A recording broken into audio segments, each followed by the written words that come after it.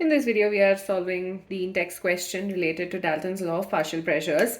So, a neon dioxygen mixture contains 70.6 grams of dioxygen and 167.5 grams of neon. If the pressure of the mixture of gases in the cylinder is 25 bar, what is the partial pressure of dioxygen and neon? So, if you remember, I hope you know what Dalton's law of partial pressure has and like one of the equations. So, anyways, here they've given us rather the quantities or the mass of O2, which is small m, that is mass. So 70.6 grams, that is dioxygen. M of neon is given as 167.5 grams. Now first we need to calculate the number of moles of each. So number of moles is equal to small m, that is the mass, divided by molar mass. So for oxygen, the molar mass is going to be equal to 32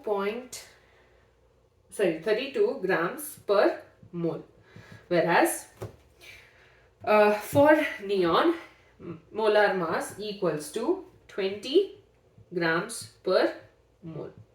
Okay, now the number of moles of oxygen equals to the mass, that is 70.6 grams, divided by 32 grams per mole.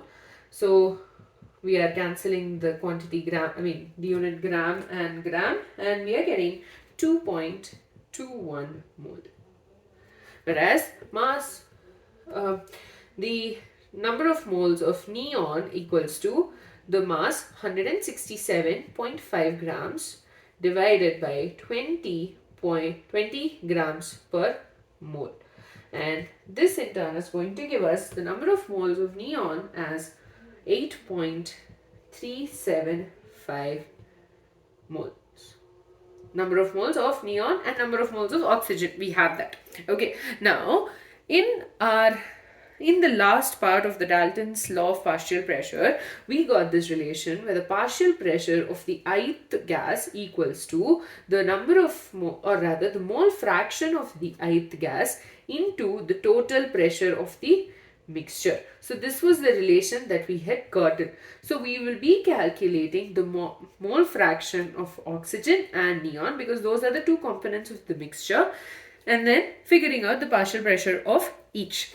So let's start with the partial pressure, the mole fraction. So XO2 will be equal to the number of moles of O2 divided by the number of moles of O2 plus the number of moles of Ne. So number of moles of O2 is 2.21 moles divided by 2.21 plus 8.375 moles.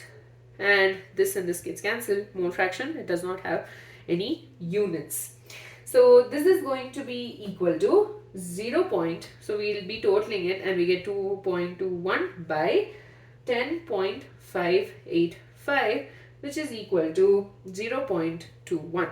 Now there are two ways we can calculate the mole fraction of neon. We can either subtract the mole fraction, or rather the number of this mole fraction of oxygen minus 1 minus this value will give us the number of or rather the mole fraction of neon, or we can calculate it. So I'll show you both. So X of neon will be equal to the number of moles of neon. Personally, I would find that method easy.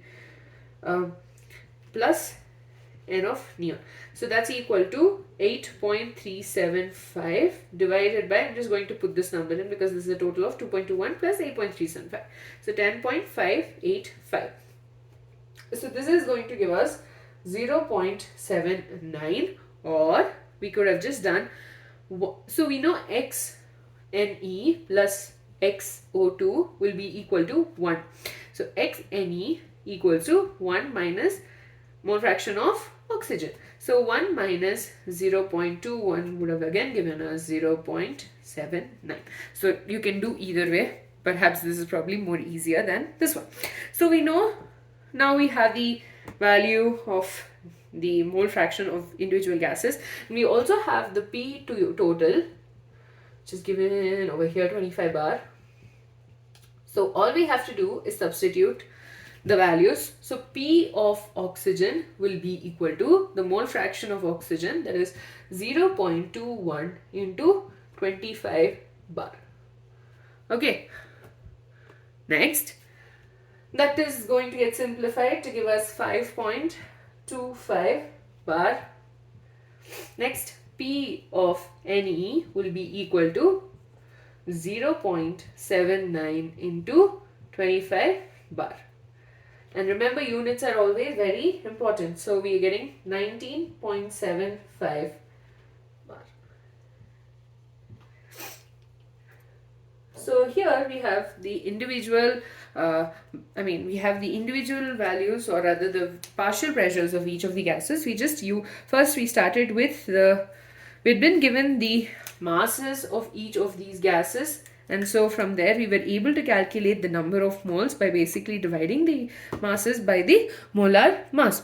And from the number of moles we were able to calculate the mole fraction. So we have two gases, oxygen and neon. So the individual number of moles divided by the total one is going to give us the mole fraction of that particular component. And that in turn gave us, and also we know this relation Pi equals to Xi into P total. So from there we just substituted it in the equation and we got the values of the individual pressures of oxygen and neon. With that, we're done with this particular in-text question. In the next video, we'll be talking about the kinetic energy and molecular speeds.